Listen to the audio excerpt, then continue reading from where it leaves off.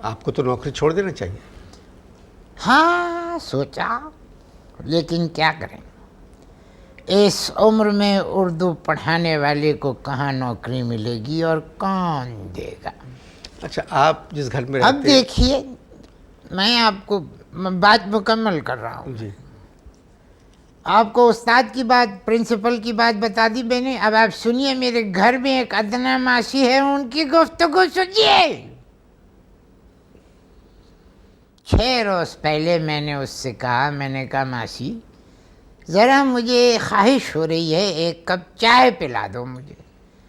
کھڑی ہو گئی ہاتھ میں جھاڑو لے کے اور کہنے لگی، بڈھے تو جتنے پیسے دیتا ہے اتنے تو برتن دھونے کے لیے بھی کافی نہیں ہے، مجھ سے چائے کے لیے کہہ رہا. جاؤ جا کے باورچی خانے جاؤ اور اپنے لیے چائے بناؤ اور میرے کپ میں 2 چمچے چینی ڈالنا. یہ ہے.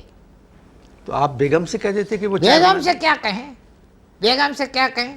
آپ کو بتایا تھا نا، چیت پڑی ہوئی خورشید کے گانے گاتی رہتی ہے، پنچھی باورا، اور اس کے بعد تھوڑی دیر بعد پلٹ جاتی ہیں اور ریکارڈ کی پلٹ گاتی ہیں وہ برسورے. نہیں تو آپ بیگم کو ڈانٹیں. 1-2 دفعہ میں نے کوشش کی تھی، لیکن اس کے بعد میں نے توبہ کر لی. کیا ہوا؟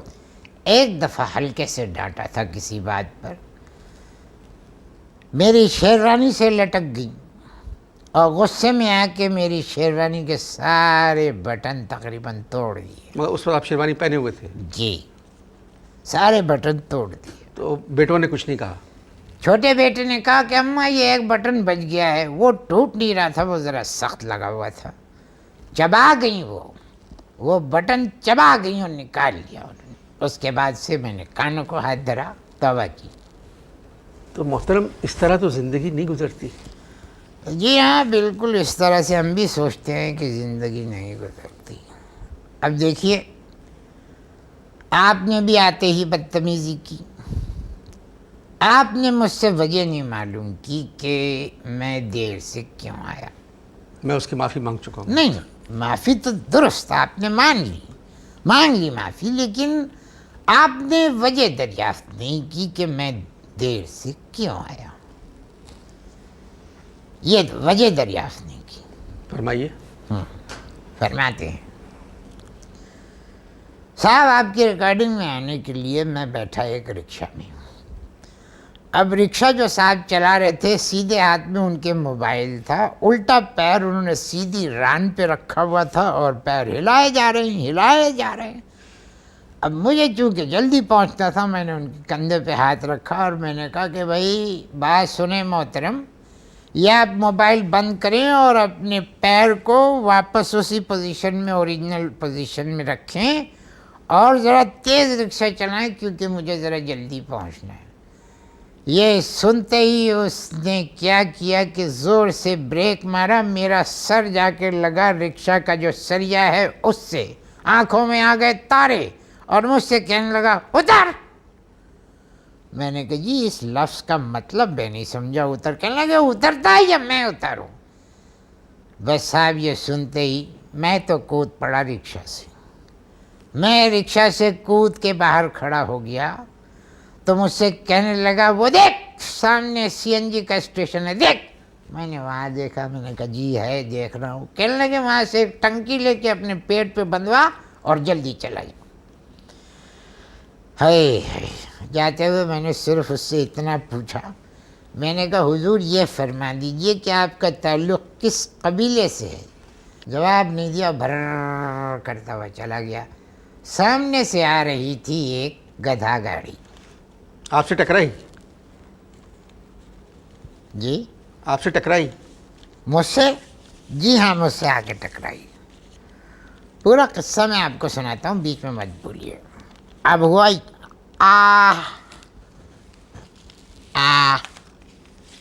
دیکھ رہے ہیں آپ؟ جی آپ کا نشان پڑے ہوئے ہیں. تو اب کیا ہوا کہ گدھا گاڑی نہیں ٹکرائی مجھ سے ٹکرایا گدھا. یہ ماری اس نے جو مجھے ٹکر، میں آ کے گرا. اس گدھا گاڑی کے اوپر لدے ہوئے تھے گھی کے کنستر، گھی کے ڈبے. وہ تو بہت ہوتے ہیں. اور ان ڈبوں کے اوپر بیٹھا ہوا تھا اس کا کوچوان. لیجیے صاحب، جیسی میرا گدھے سے ٹکر ہوئی، وہ جو موصوف کوچوان اوپر بیٹھے ہوئے تھے وہ دھاڑ کر کے آ کے پہلے گدھے پہ گرے اور اس سے گلے ملنے کے بعد پھر زمین پہ گرے اور پھر گرے ڈبے دھڑ دھڑ دھڑ دھڑ دھڑ دھڑ دھڑ دھڑ دھڑ دھڑ. ہاں، ہمارا منہ جو ہے تقریباً گدھے میں گھسا ہوا تھا. ہمیں بڑا درد ہو رہا تھا، لیکن اس کے باوجود آپ یہ دیکھیے کہ میں نے اس شدید تکلیف کے باوجود میں نے جا کے اس گدھا گاڑی والے کو اٹھایا. میرا اٹھانا تھا، اس کے بعد جو اس نے زبان اور جو الفاظ استعمال کیے وہ کسی انسان تو کیا، میں کسی گدھے سے بھی نہیں بتا سکتا. توبہ.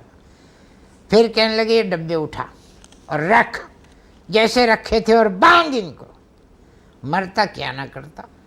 ڈبے اٹھا کے رکھ رہا تھا. ایک دو اچھے قسم کے پتہ نہیں کون تھے، اللہ ان کو خوش رکھے، انہوں نے آ کے مدد کی. چاروں طرف سے ٹریفک جا رہا تھا اور میں بیچ میں یہ کام کر رہا تھا. خیر، چلا گیا وہ.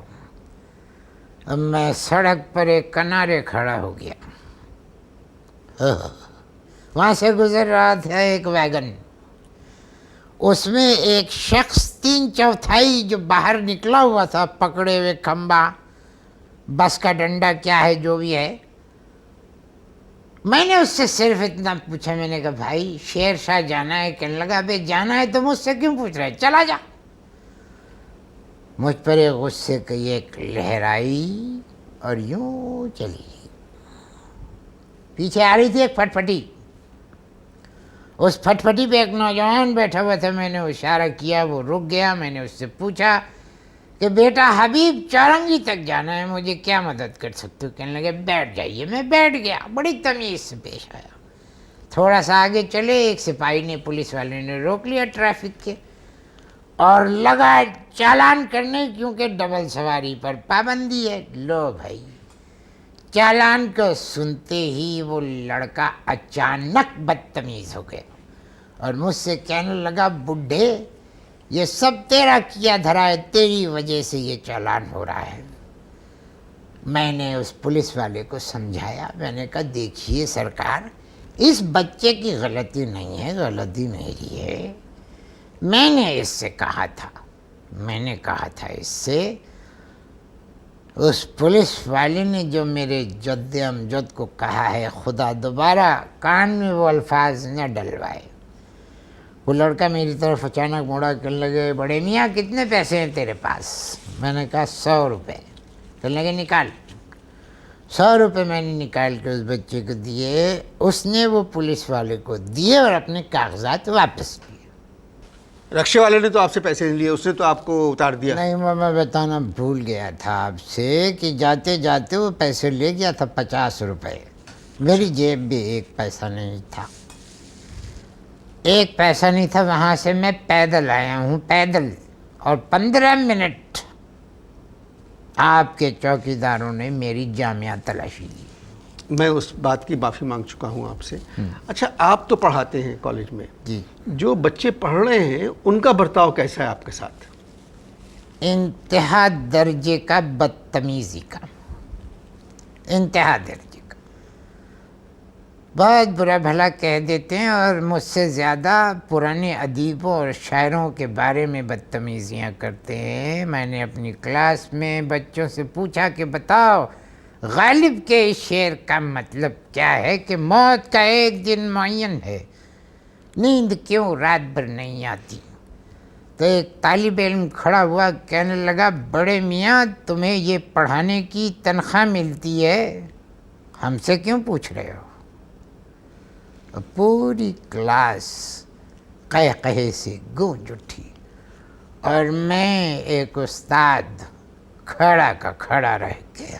سر اصل میں معاشرہ ہی خراب ہو چکا ہے، تو بس دعا کرنا چاہیے کہ ملک کے حالات ٹھیک ہوں تو یہ حالات بھی صحیح ہو جائیں گے، پڑھنے والوں کے بھی اور پڑھانے والوں کے بھی. آخر میں کوئی پیغام دینا چاہتے ہیں آپ جو لوگ پڑھ رہے ہیں ان کو؟ کس کو پیغام دیں گے؟ پیغام تو ان کو دیا جاتا ہے جو سنتے ہیں۔ اتنی زندگی گزر جانے کے بعد ہمیں تو اب یہ اندازہ ہو چلا کہ اس ملک میں، اس دنیا میں اگر زندہ رہنا ہے تو تعلیم کی نہیں، بدتمیزی کی زیادہ ضرورت ہے۔ جانتے ہیں یہ بدتمیزی کیا ہے؟ قرب قیامت ہے، قرب قیامت۔ ہم نے جو بدتمیزی آپ سے کی اس معاشرے کی وجہ سے، اس پر ہم نادم ہیں، ہم شرمندہ ہیں کہ ہم جیسے استاد کو ایسی زبان استعمال کرنا پڑی۔ شرم آئی۔ بس دعا کرنا چاہیے کہ حالات ٹھیک ہوں۔ میں ایک مرتبہ آپ سے پھر معافی مانگتا ہوں، آپ کے آنے کا بہت بہت شکریہ۔ اجازت دیجیے، خدا حافظ۔